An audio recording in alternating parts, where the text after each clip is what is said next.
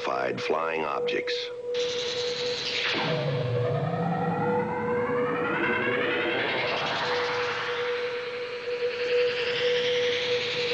Are they proof that we are being visited by civilizations from other stars? Or just what are they?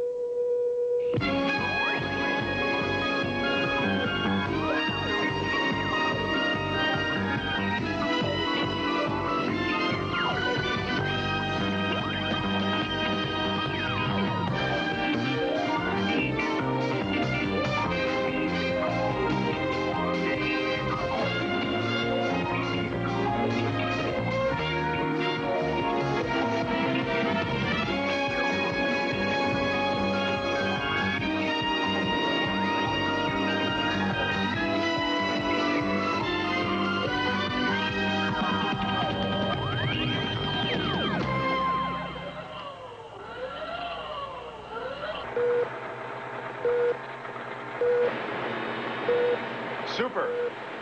Look at this return.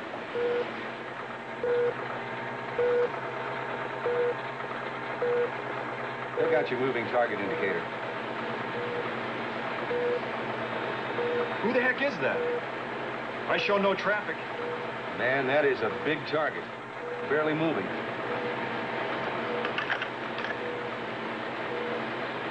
Los Angeles approach to unidentified traffic over Long Beach. Come in, over.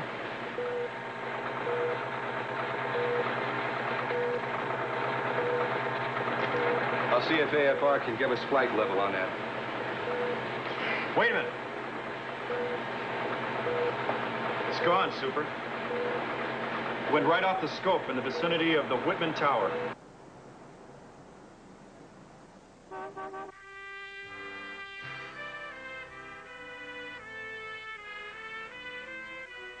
Chuck, it's starting.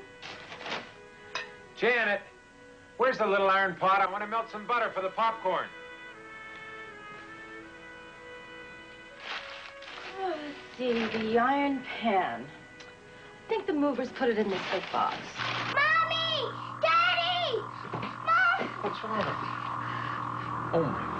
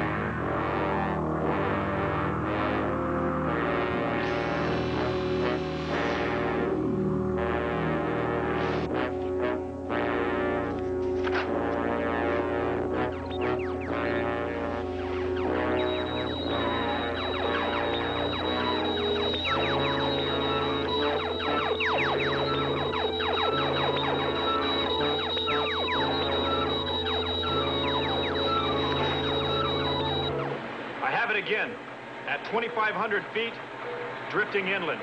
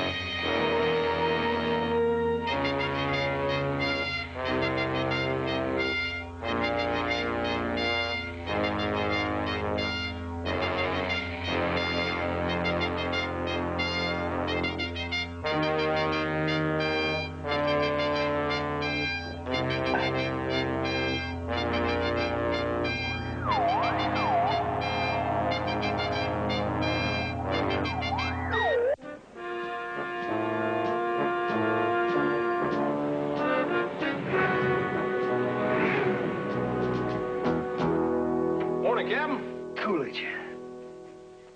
Roosevelt. Truman. Eisenhower. Kennedy. Johnson. You having you exercising your stomach or your memory? Can't stand the counting. It's boring. Nixon. Ford. Carter. I was going to use the names of the beautiful women I've dated, but... But you can't do 300 repetitions. 200. Harry, I'm in pain. At least let me do my own punchlines. Well, I know this is going to hurt you, Captain, but your workout's going to have to wait till we get back from California. Bless you. We had a sighting in Los Angeles last night. 3 separate cases of Mr. Emerson Keyes and Mr. H. Raccoon. It was a weekend in L.A., too, Harry. Too much party, maybe? The third witness was an air traffic controller at Los Angeles International Airport.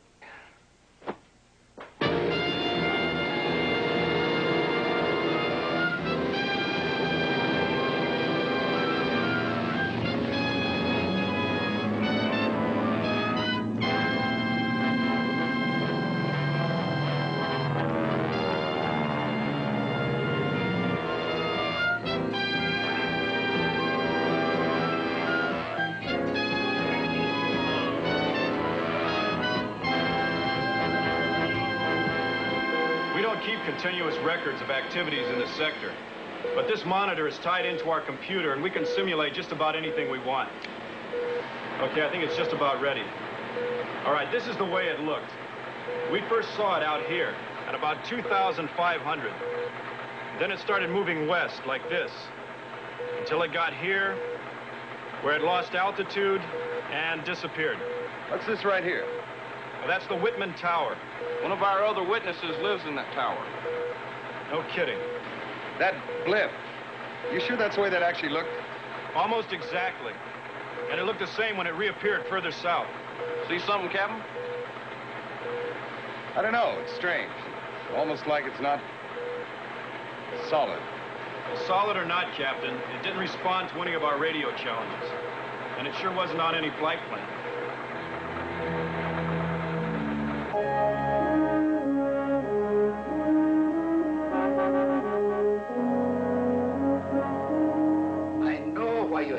Mr. Murphy, but believe me, I have privileged information on this subject. Please buy it. Now. Please. Thank you. Thank you. Forgive me, gentlemen, for receiving you in my bedroom, but like your American writer Mark Twain, I think much better in bed. I guess we all have our favorite places to think, sir. Yes, indeed. Well, shall we get on with it? Where do we start? Fine, Mr. Raccoon. If you don't mind, the sergeant will record what you have to say. Just tell us what happened. Well, it was last night. Do you remember the time, sir? No. Yes. It was 11:40. I was waiting on a call, so I looked at my watch.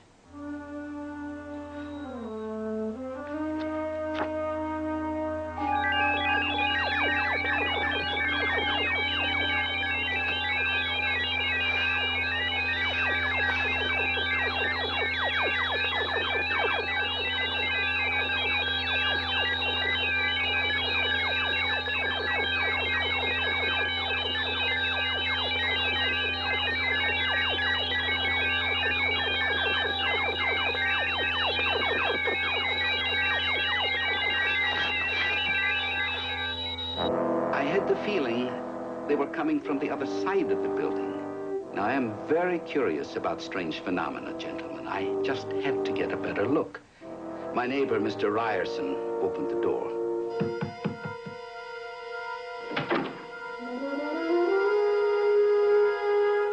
The expression I saw on Mr. Ryerson's face, I cannot describe it. But I knew he had seen a lot more than I. More of what, sir? Well, of the spaceship, of course. Did I not mention the ship when I reported the incident to your office? Yes, sir, you did. But you personally didn't see a spaceship. Well, I saw only the beams of light.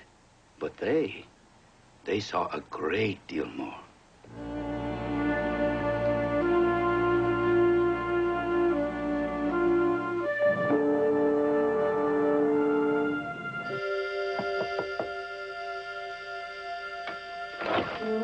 Yes?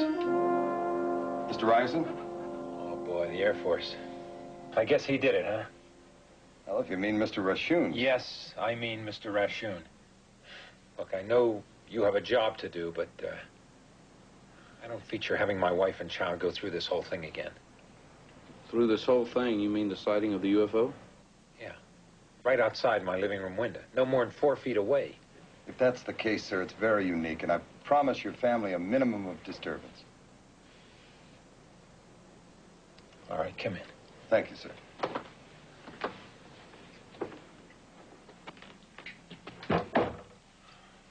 I'll take your hats. Thank you. Thanks.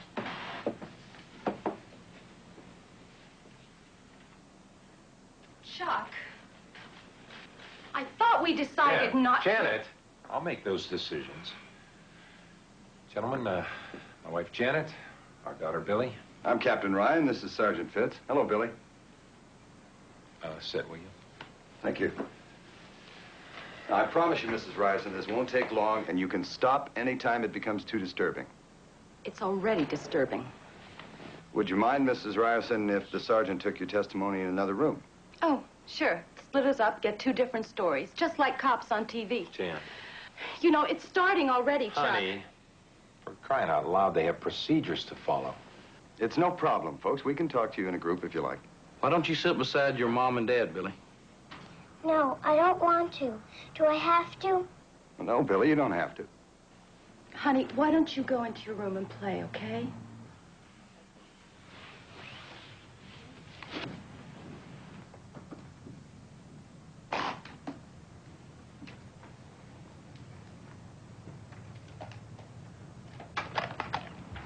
Why don't you start at the beginning, Mr. Ryerson?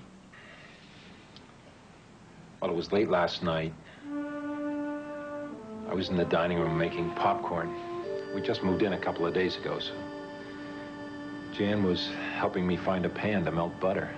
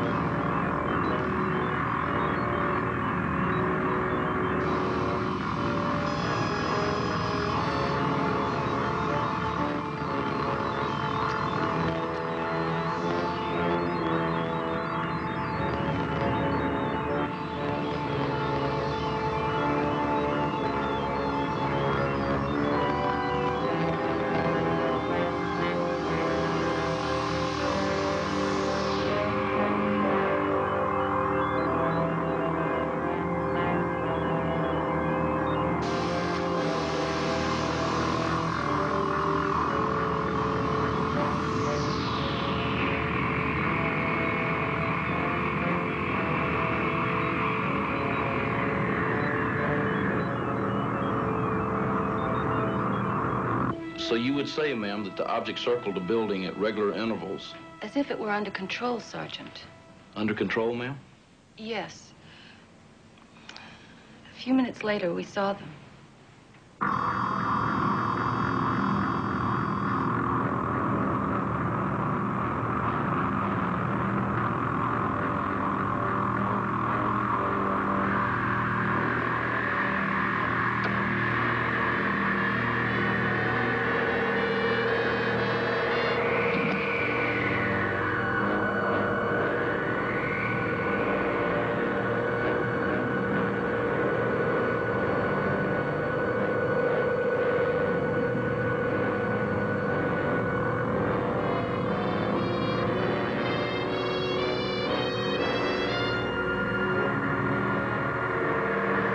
Is it from outer space, Daddy?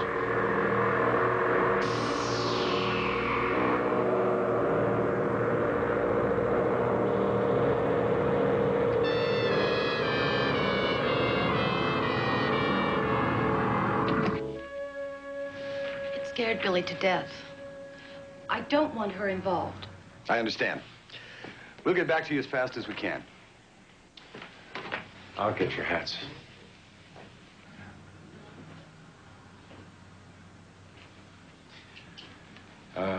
Captain, I'm sorry about my attitude at first. If we can be of any further help. Thank you. We'll try to keep our interviews to a minimum. Goodbye.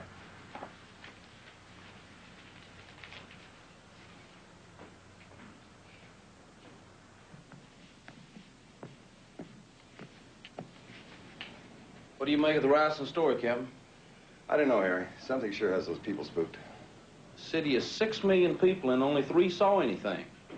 And that's because they live above the fog level. That's one for the books.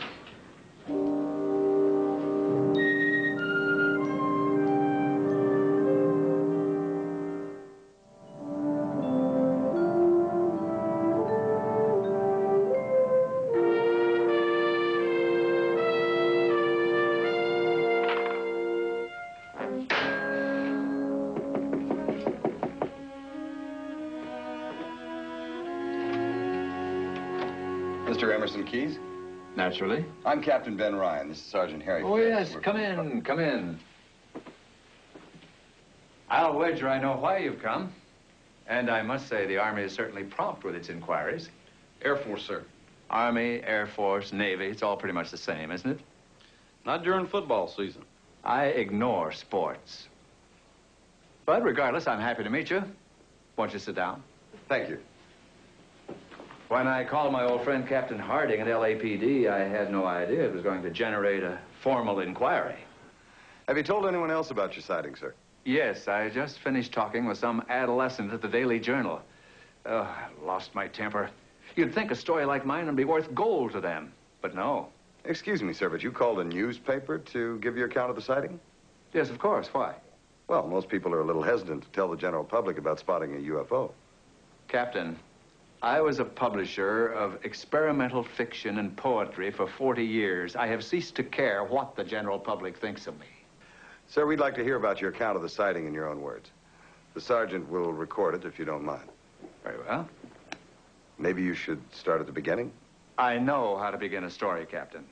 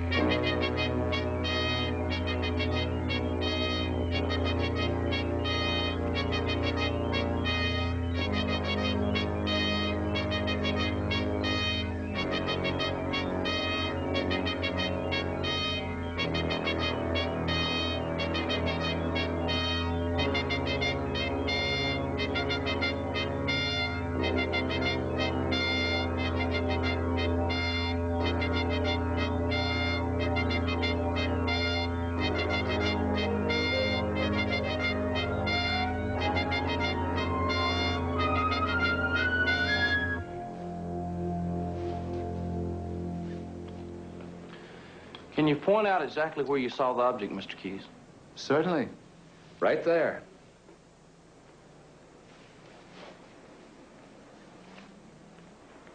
Between the islands and the Queen Mary. 225. How far out in the water, sir? Well, that's difficult to say. Beyond the islands, certainly. Sure is a fine view, Mr. Keys. I bet those apartments in the bay aren't cheap. Those are not apartments, Sergeant. Those are oil wells. They built those frames around them to cover the derricks. Mr. Keys, I notice you have a videotape recorder. Did you tape the show last night by any chance? Yes, I did. I like to keep a permanent record of the better shows. I'm afraid that's mostly static, though. Well, could we borrow the tape for a couple of days? Yes, of course. Thank you. Sergeant, you finished? Yes, sir. Here you are. Mr. Keys, thank you again for your cooperation. And the tape. By the way, the television. Is that cable or antenna? It's cable. Thank you. 1 minute. Can you tell me what I saw? At the moment, it's unknown. I told you earlier that I don't care anymore what the general public thinks of me. But I do cherish the public's right to know. I have connections in the media, gentlemen. Don't try to cover this up. Mr. Keyes, you'll have every opportunity to judge our findings for yourself. Goodbye, sir. Good day.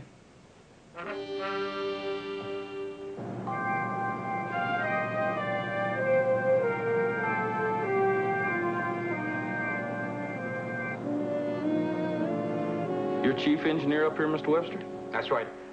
We lease the tower to broadcasting and cable companies. Quite a beat. Isn't it just? Last night, Mr. Webster, anything unusual happen? Sure as heck did. We had heavy interference with the TV and microwave signal. Only lasted about 5 minutes, but that phone was ringing off its hook from all over the county. It's pretty strange. Any idea what caused it? Not a one. The TV cable antenna, it's still having trouble. And I think there's something caught up there. We'd sure like to take a look at that something. So would I. There's no way anyone's going to get up there until I can switch to alternate microline paths. How long will that take? 2-3 hours. Hey, you guys investigate flying saucers, is that what you said? We investigate unidentified flying objects and related phenomena. Okay. Keep in touch.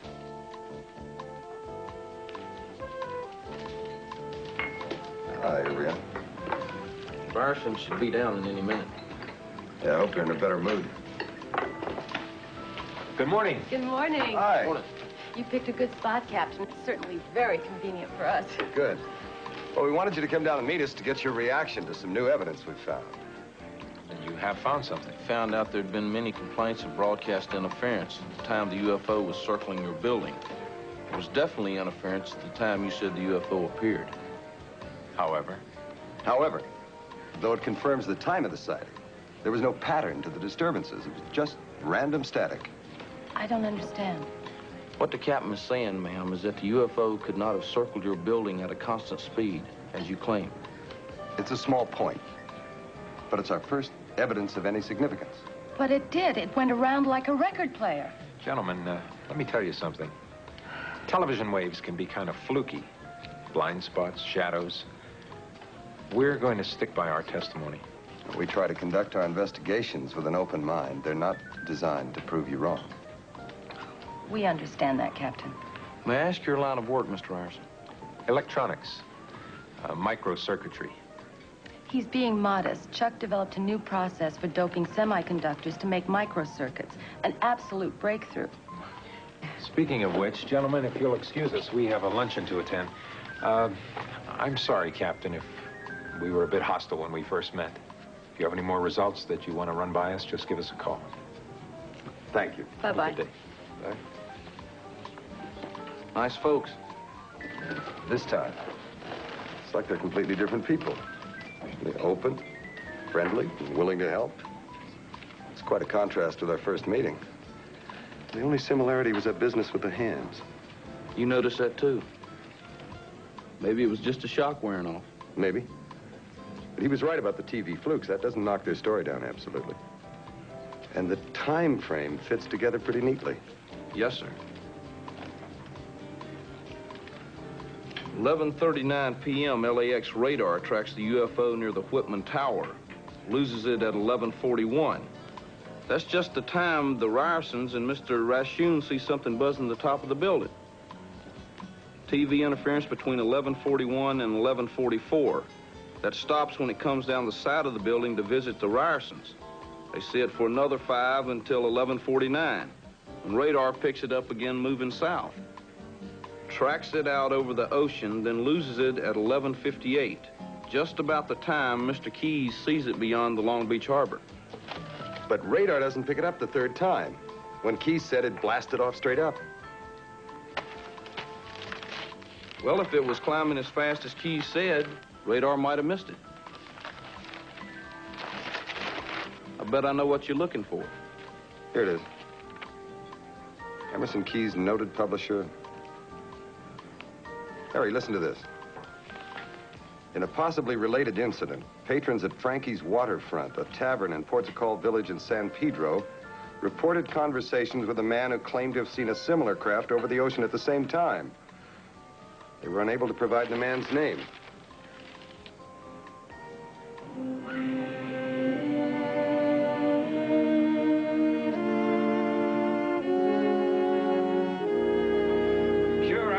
Saturday. Worked my tail off, I can tell you. Well, do you remember the customer who sighted the UFO? I only heard this and that of what he was saying. I don't think I'd pay much attention to that. The guy was a little, Well, who called the newspaper? Some of the regulars. They thought it was a big joke, you know. So the citee, the man who saw it, he wasn't a regular? I never saw him before. Or since. He was a salesman, I think. He carried a big case, like it was filled with samples, you know. He was drinking Manhattans. Could he have paid by credit card? Possible. Could we look through your receipts for that day? Well, sure. I guess so. I'll duck in back and get him. Open for a piece of luck, sir? It could be. You stay with the luck, and I'm going to go make a couple of phone calls, and I'll meet you back at that little outside coffee shop around the corner. Yes, sir.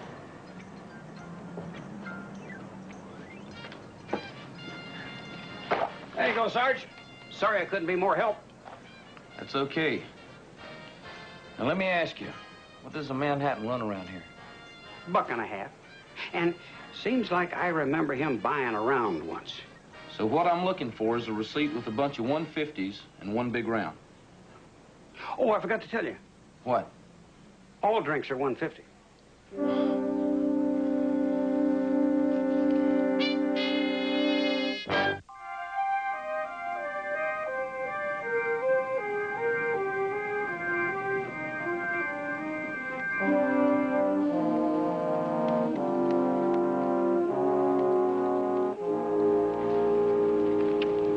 Captain Ryan, meet Mr. Silas Cobb.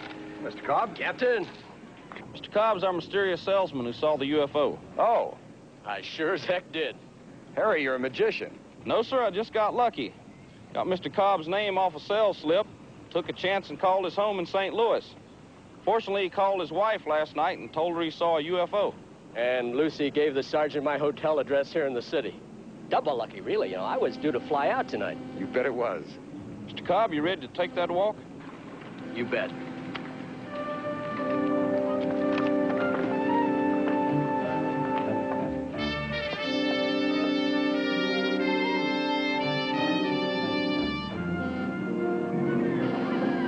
Remember, I was walking back to the car after a long day of making calls, and it started getting chilly, and I stopped to button my coat. Yeah, this is the spot, though.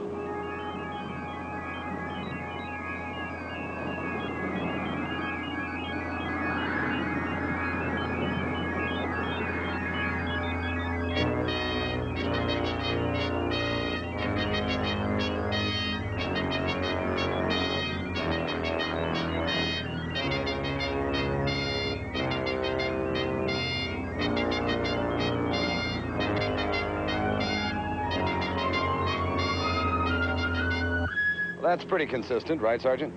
Yes, sir. You mean someone else saw it? We have a witness in Long Beach who told exactly the same story. Now, you say you sighted it between the lighthouse and the buoy. Right. That should give us a pretty good LOP. That's line of position, Mr. Cobb. We have a compass reading from another witness, and now with yours, we can triangulate and get a pretty good fix on the position of the UFO. Reads out at 188 degrees, sir.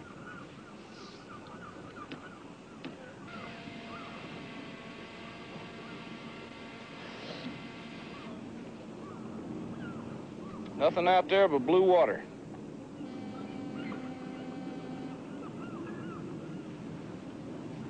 Let's get a recent history on that patch of blue water, Sergeant.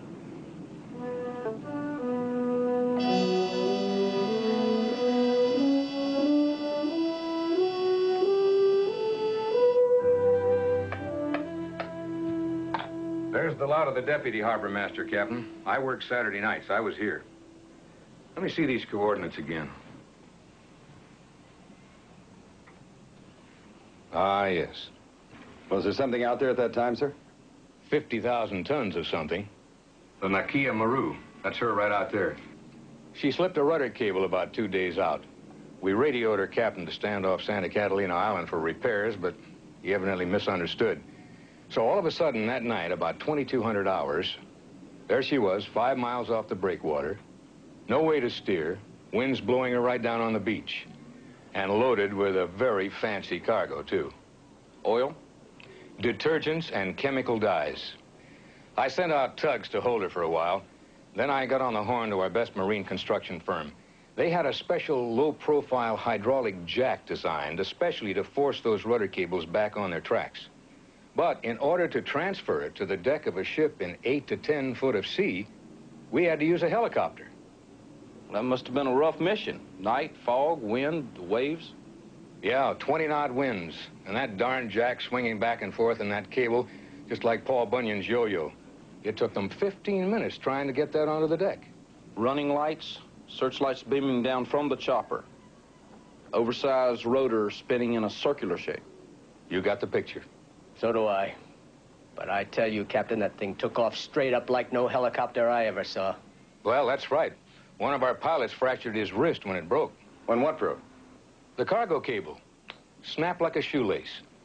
Now, the chopper was at maximum thrust, and it just sort of bounced right up in reaction.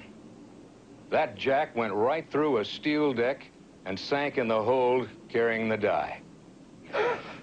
Boy, whoever said seeing was believing. Thank you very much for your help, sir. Not at all, Captain. Anytime, gentlemen, especially on Saturdays. Thanks, Harry.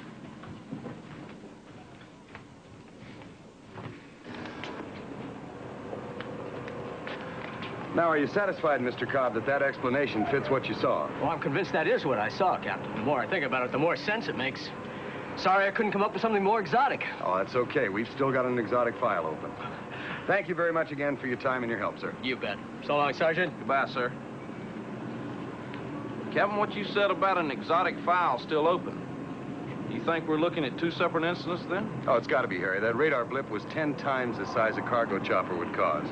And no pilot in his right mind is going to fly 10 miles off course in a 20-knot wind, carrying a 1,000-pound cargo on a sling to play tag with a skyscraper. No, sir. Our problem is that we assumed it was one object from the beginning.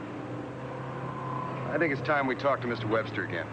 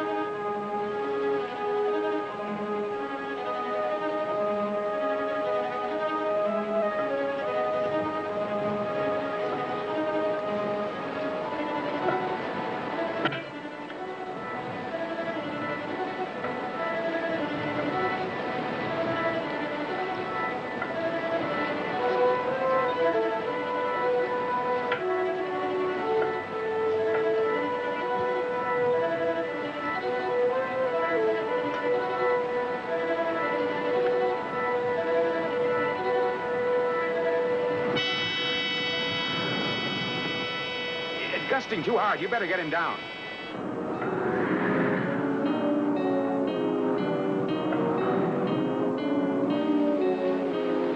Come on down, Harry! Too much wind! I'm too close to quit. That's an order! Sergeant, come down! I can't hear you, sir. Harry!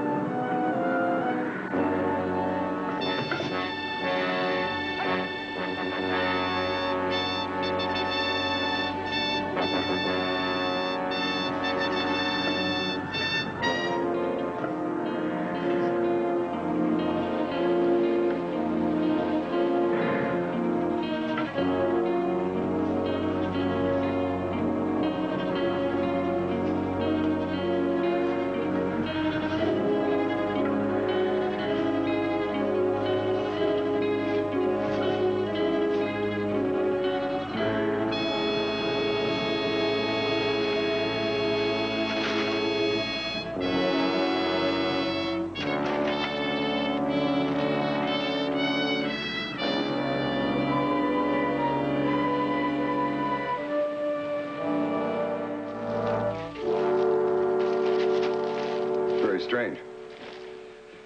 Polyvinyl chloride? That'd be my guess. Look at this. Valve. Tied with a square knot. Maybe they got Boy Scouts on Mars. I think we'll start looking a little closer to home.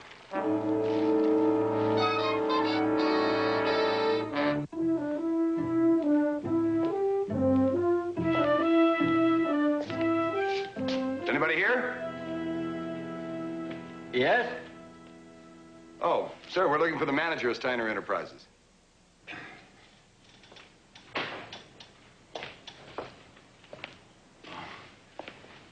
Airport? Yes, sir. I'm Captain Ryan. This is Sergeant Fitz at Project Blue Book. I'm Joe Steiner, owner. Would anybody else work this hard? Mr. Steiner, you're a distributor for novelty items and stage props, is that right? Yes. What's this all about? Do you handle this item, sir?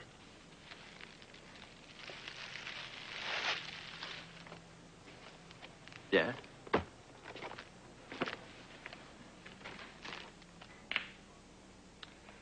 Sir, is it possible that you might have sold a large quantity of these balloons recently for aerial advertising display? Uh-oh. Sir? I sold a large number of these to Big Dan Donovan. Yes. What's his address, sir? You're not from around here, are you, Sergeant? No, sir. Big Dan Donovan is one of the largest used car dealers in Los Angeles. And that means the world. He's always got some gimmick for bringing in the people. The latest one I dreamed up was to take a bunch of these big silver balloons, tie them together with some silver tape, forming a large floating automobile shape up over the lot. It was a great idea for a silver anniversary. It was too great an idea. Dan had to have it yesterday. The time he picked for my staff to put it together, the wind just wouldn't quit. If only he could have waited another day. But he had to have it over the weekend. The wind began to kick up hard. No time at all. The thing was a giant mess.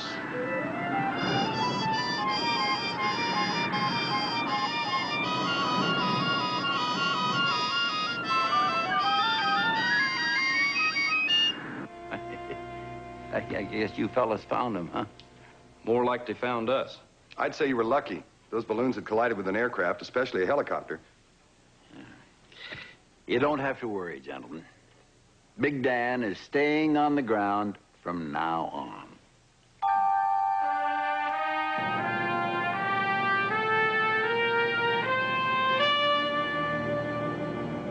Yes, sir. Well, I thought we cleared that up, but, well, I'll check on it. Bye.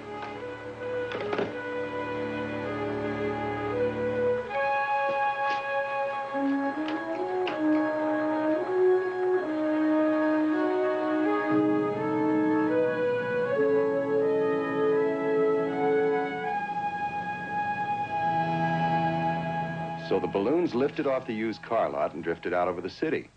When they got above 2,500 feet, radar picked them up. Now, radar responds only to surface area, not mass. So several dozen metal-skinned balloons, many reflecting angles. The return could produce almost the same target image as a large aircraft. Now, when the wind brushed them up against the cable TV tower on the mountain, one of the balloons got caught. The whole mass bobbled around up there, interfering with transmission in a random pattern. When it finally freed itself, it blew all the way over against the side of this building, which is when the Ryersons saw it. Now,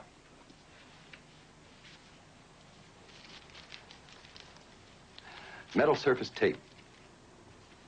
Long strands of this were blowing out from the top of the building at the same time. They picked up the flashes of red light from the aircraft hazard beacons. That light, reflected from the strips of tape, is what caused your beams of light.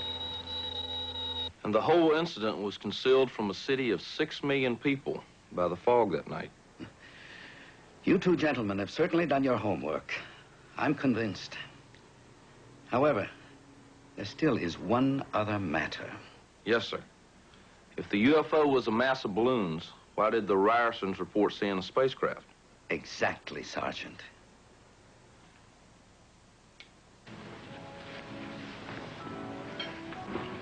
Thank you.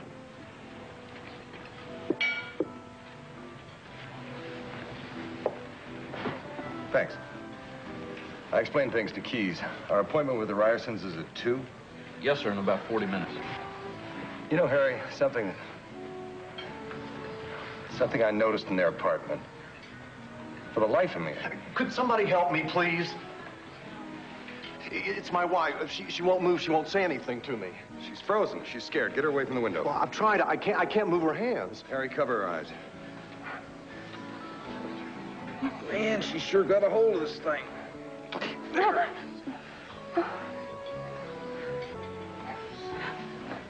Let's let her sit down. Honey, you okay?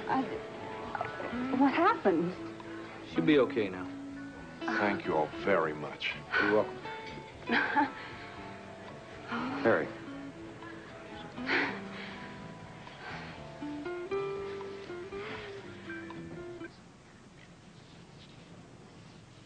Mr. and Mrs. Ryerson, I believe we have some idea what happened on Saturday night. But first, would you mind calling your daughter in here for a moment? Oh, I'll get her. No, excuse me, but could you just call her from here, please? Sure. Billy? Billy, come here, honey.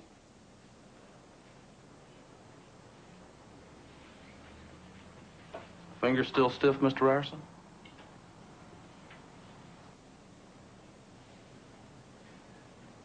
Now, I'd like to reconstruct the events of that evening.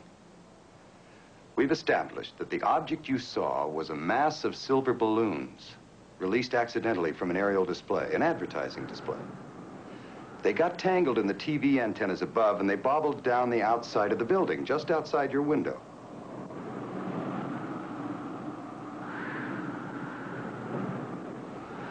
Now, your account of the sighting differs from the known facts in a number of ways, such as the size of the balloons. But the most important departure, of course, is the alien beings you saw. We also believe you saw them. But we think what you saw were hallucinations. And when your daughter asked, "Is it from outer space, Dad?" the seed was planted. Your subconscious minds filled in the details.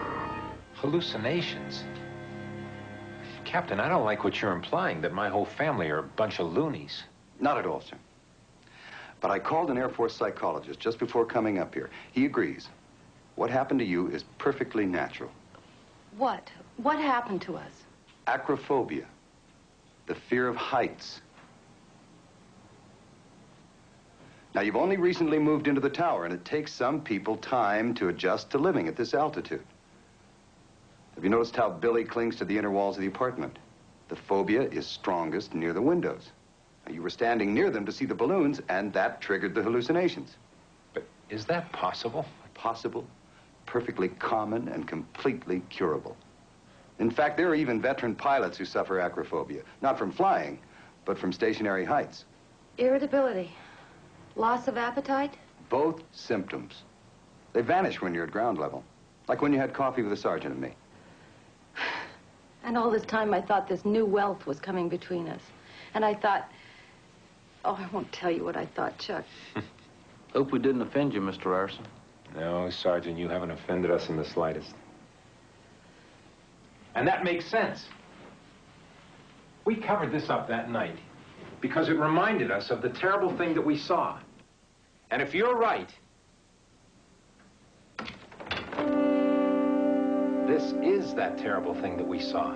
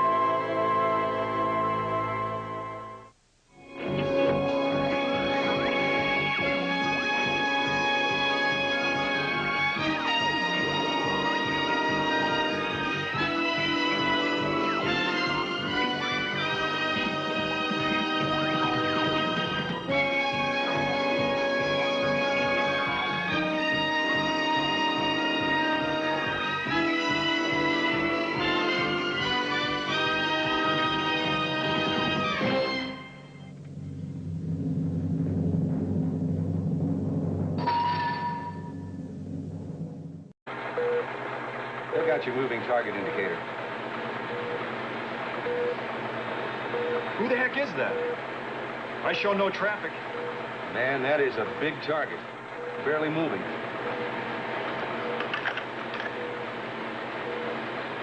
Los Angeles approach to unidentified traffic over Long Beach. Come in, over.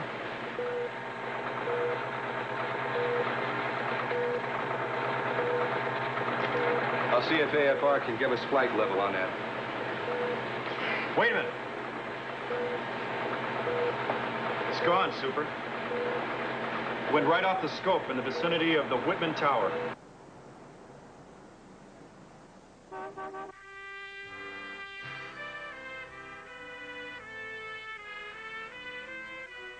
Chuck, it's starting. Janet, where's the little iron pot? I want to melt some butter for the popcorn. Oh, let's see, the iron pan. I think the movers put it in this big box.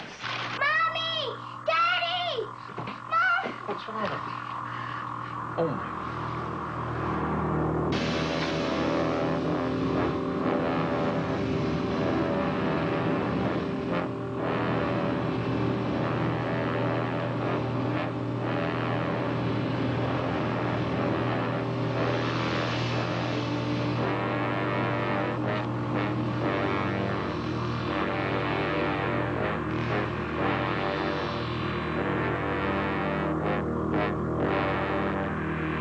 Kennedy. Johnson. You having any exercise in your stomach or your memory? Can't stand the counting. It's boring. Nixon. Ford. Carter.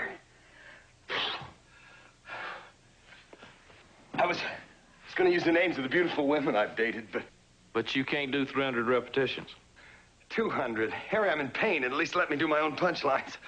Well, I know this is going to hurt you, Captain, but your workout's going to have to wait till we get back from California. Bless you. We had a sighting in Los Angeles last night. 3 separate cases, of Mr. Emerson Keyes and Mr. H. Rassoon. It was a weekend in L.A. too, Harry. Too much party, maybe? The third witness was an air traffic controller at Los Angeles International Airport.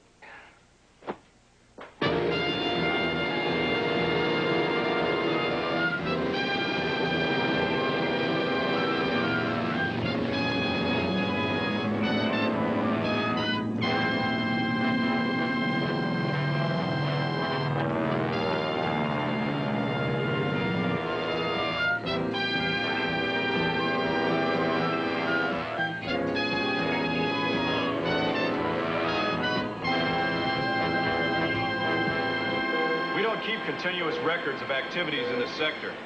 But this monitor is tied into our computer, and we can simulate just about anything we want. Okay, I think it's just about ready. All right, this is the way it looked. We first saw it out here at about 2,500. Then it started moving west like this, until it got here, where it lost altitude and disappeared. What's this right here? Well, that's the Whitman Tower. One of our other witnesses lives in that tower. No kidding. That blip. You sure that's the way that actually looked? Almost exactly. And it looked the same when it reappeared further south. See something, Captain? I don't know. It's strange.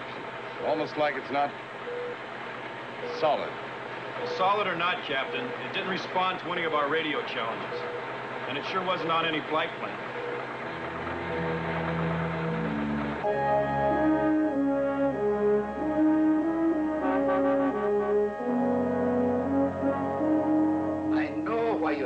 Mr. Murphy, but believe me, I have privileged information on this subject. Please buy it. Now. Please. Thank you. Thank you. Forgive me, gentlemen, for receiving you in my bedroom, but like your American writer Mark Twain, I think much better in bed. I guess we all have our favorite places to think, sir. Yes, indeed. Well, shall we get on with it? Where do we start? Fine, Mr. Rashoon. If you don't mind, the sergeant will record what you have to say. Just tell us what happened. Well, it was last night. Do you remember the time, sir? No. Yes. It was 11:40. I was waiting on a call, so I looked at my watch.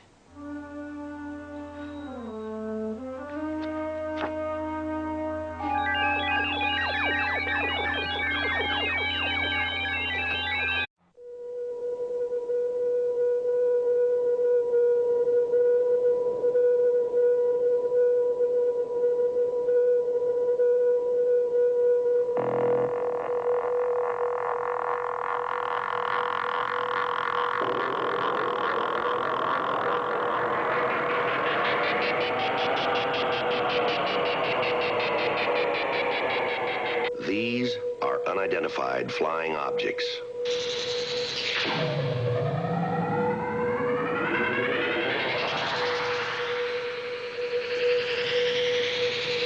Are they proof that we are being visited by civilizations from other stars? Or just what are they?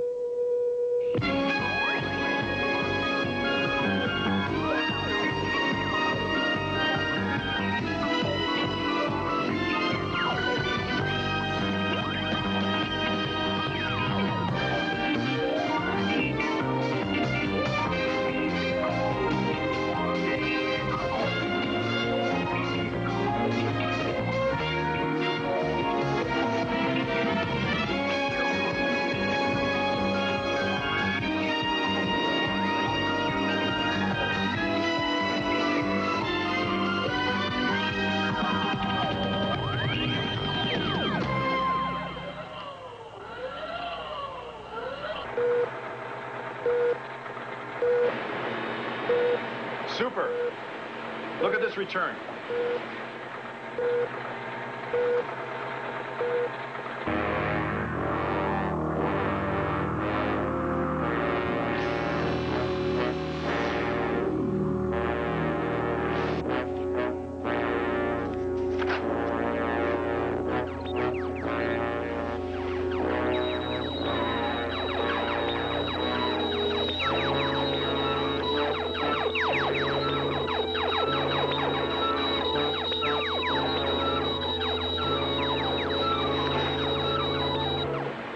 Again, at 2,500 feet, drifting inland.